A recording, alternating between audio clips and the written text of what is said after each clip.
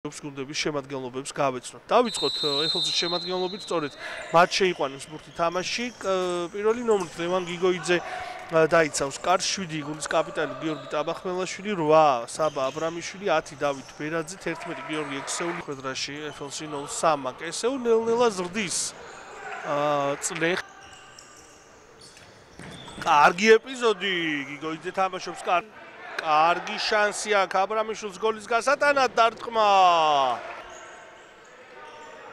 იწყებს ამ შეხვედრას აქ ჯარიმა, რიგით მეუდეს ენერგიების გადანაწილების კუთხით, ასე რომ პირველ ტაიმზე მნიშვნელოვანი აქცენტი გაკეთდება წილებენ. მეხუთე წუთზე გამორბენი დარტყმა და გიორგი წილებენ. მეხუთე წუთზე გამორბენი დარტყმა და გიორგი წილებენ. მეხუთე წუთზე გამორბენი დარტყმა და გიორგი მანგოშვილი, რა კარგი ეპიზოდი იყო, მაგრამ აქაც კარგი შანსი იყო და უნდა აქედან გატანა. ფაქტობრივად ცარიელი იყო უკვე კარი. აქ პასუხი FLC-ის მხრიდან. უწყინვალე დარტყმა მაჩიტიძის დარტყმა ასლანმა დარტყმა ძალიან გაცილებით ძლიერი გუნდია. ალიასლანის დარტყმა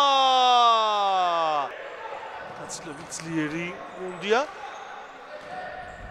ალიასლანის დარტყმა მერე ბერაძემ დაიბრუნა ისევ ზონტუროვი ხეშელაშვილი დარტყმა და გიგოიძე ურთული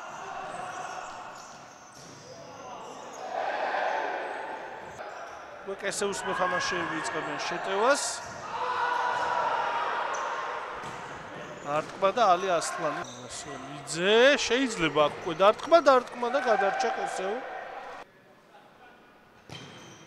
აი აქ შეიძლებოდა გასულიყო გოლი. აქვს 3 ჯარიმა, აქ ჩიბაკაძეს შეუძლია გოლის კიდევ ერთი გოლის გატანა და ფაქტობრივად ამცია საჭირო. შეიძლება აქ უკვე დარტყმა და ისევ. ჩიმაკაძე და გადის ჩიმაკაძე და გადის ალიასლანი გატანას ძალიან მცირე მანძილით გუნდს წეს აღარ უნდა დაასჭირდეს. კესეუ მოიგებს 1-0-ად. აქ ეს პასი გავიდა და შეიძლება გოლიც გავიდეს, თუმცა გიორგაია და ძელს ხდება ბურთი